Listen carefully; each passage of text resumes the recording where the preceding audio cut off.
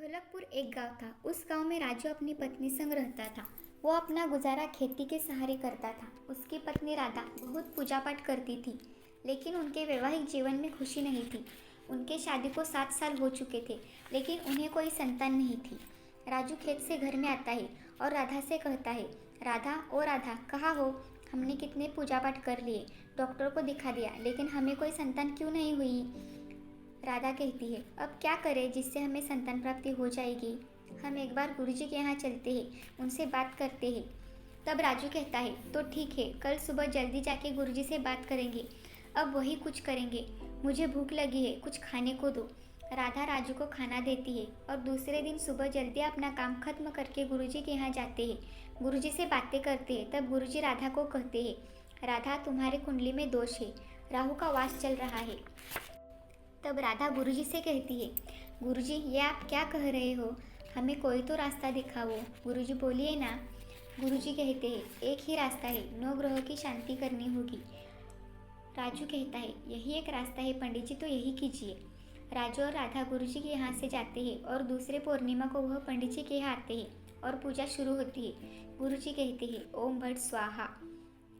पूजा शुरू होती है। गुरुजी पूजा का मंत्र पढ़ना शुरू करते हैं। राजू और राधा पूजा में पूरी श्रद्धा के साथ बैठते हैं और गुरुजी राधा के शरीर पर गंगाजल छिड़कते हैं और उस हवन कुंड में से प्रसादी दूध निकलता है। गुरुजी राधा से कहते हैं, राधा, ये लो प्रसादी दूध। इस दूध को तुम्हें रात को 12 बजे पीना है। दूध पीने से तुम्हें निश्चित ही संतान प्राप्ति होगी। राजू और राधा वहाँ से अपने घर आते हैं।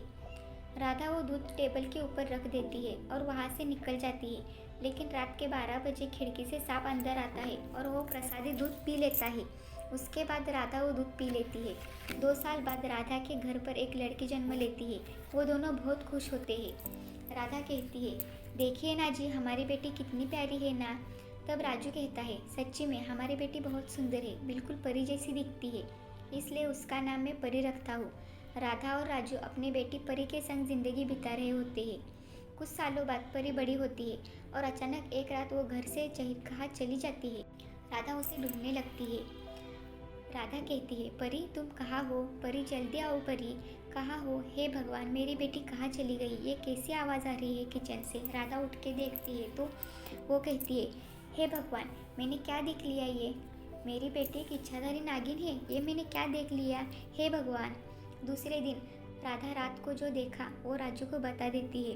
राजू को कहती है, हमारी बेटी एक इच्छाधारी नागिन है। ठीक उसके बाद तुरंत वो दोनों गुरुजी के पास जाते हैं और उनको बताते हैं। तो गुरुजी कहते हैं, नमस्कार नमस्कार, मैंने प्रसादी दूध दिया, वो तुमने ग्रहण कर लिया है, लेकिन तुम्हारे पीने से पहले एक इच्छाधारी सांप ने वो पी लिया है, इसीलिए तुम्हारी बेटी एक इच्छाधारी नागिन है। लेकिन चिंता की कोई बात नहीं है, वो बाकी लड़कियों जैसी ही है, तुम्हारा बहुत ख्याल रखेगी। तब राजू कहता है, लेकिन गुरुजी, सबको पता चल जाएगा तो हम क्या करेंगे? तब राधा कहती है, गुरुजी, मैं क्या कह रही हूँ, आपके नज़र में कोई अच्छा लड़का हो तो देख लो, हमें हमारी बेटी की शादी करवानी है।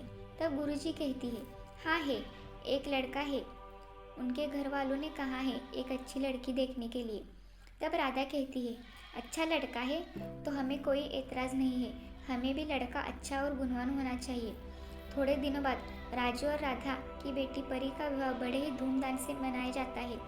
उसकी शादी पास के गांव में व्यापारी रघु के साथ होती है। उसी दिन सुहागरात के दिन परी अचानक कहीं चली जाती है और रघु उसे ढूंढने लगता है। तब रघु कहता है, परी परी, तुम कहाँ चली गई? परी, आओ जल्दी, कहाँ चली गई हो तुम? परी, अरे दरवाज़ा तो अंदर से बंद है, तो परी कहाँ चली गई? परी, तुम्हारी बहुत फिक्र हो रही है, तुम जल्दी आओ। रघु की माँ रघु से कहती है, बेटा तुम्हें क्या हुआ, तुम परेशान क्यों हो? तब रघु अपनी माँ से कहता है, अरे माँ, परी कहीं चली गई है, मिल नहीं रही है, मैंने सब जगह ढूंढ लिया लेकिन वो कहीं नहीं है। तब रघु की माँ कहती है, इतनी देर रात में अपनी बहू को कहाँ ढूंढूं? मेरा तो सत्यानाश हो गया, अब मैं क्या करूँ? अरे परी, तुम कहाँ हो, जल्दी आओ, अब मैं क्या ढूंढूं, कहाँ ढूंढूं? ओ परी, आओ ना जल्दी। तब परी आती है और कहती है, माँ, आप यहाँ क्या कर रहे हो? तब रघु कहता है, परी तुम कहाँ थी, मैंने तुम्हें सब जगह ढूंढ लिया। तुम कहाँ चली गई थी? परी कहती है, मैं तो यही थी, मैं कहाँ जाऊंगी? आपकी आवाज़ से मैं उठ गई। रघु की माँ कहती है, अरे परी तुम कहाँ थी? मैंने तुम्हें सब जगह देख लिया, तुम कहाँ थी? हम परेशान हो गए थे। परी कहती है, माँ मैं इतनी देर रात कहाँ जाऊंगी? मैं यही थी, कहीं नहीं गई, मैं तो सो रही थी माँ। कुछ दिन बीत जाते हैं, फिर से परी घर से बाहर जाती है। रघु उसे फिर से ढूंढने लगता है। अरे परी कहाँ चली गई? परी कहती है खुद से, कितने दिन हो गए, मैं घर में ही थी, अब मुझे शांति मिली घर से बाहर आकर। चलो अब दूध ढूंढती हूँ मैं। परी दूध ढूंढने लगती है। परी दूध ढूंढते ढूंढते एक गोटे के यहाँ आती है। नागिन को देखकर गाय हंबरने लगती है। उसे देख गाय का मालिक वहाँ आता है। यही समय देखकर नागिन वो दूध पी लेती है और सारा दूध पी जाती है। जब दूध वाले दूध लेने गया तो वहाँ दूध नहीं था। वो देखकर वो परेशान हो जाता। उसका मालिक कहता है, अरे मेरा दूध कहाँ चला गया? अब मैं क्या करूँगा? सबके घर में दूध कैसे बेचूंगा? वो नींद से उठते ही कहता है, परी तुम कहाँ चली गई इतनी सुबह? परी जल्दी आओ। परी तुम कहाँ हो? आओ तो सही। परी, माँ परी कहाँ चली गई फिर से? माँ तुमने परी को देखा क्या? तब परी आती है और कहती है, क्या हुआ? तुम क्या ढूंढ रहे थे? मैं तो यही, क्यों चिंता करते हो? अगली बार मैं कहाँ चली जाऊंगी तो मेरा नाम पुकारना, मैं तुरंत ही आ जाऊंगी। रघु अपने काम से दूसरे गांव में जाता है। तब वो परी से कहता है, परी मैं जल्दी ही लौट आऊँगा, आते समय देर हो जाएगी तो अपना ध्यान रखना। तब परी रघु से कहती है, आप आज जल्दी आना, आपको पता है न आज मेरे पिताजी आने वाले हैं इतने दिनों बाद, जल्दी आना, याद है ना आपको? रघु कहता है, मुझे याद है परी, मैं जल्दी आऊँगा, चलो मैं चलता हूँ। रघु घर से चला जाता है, लेकिन उसे आने में देर होती है।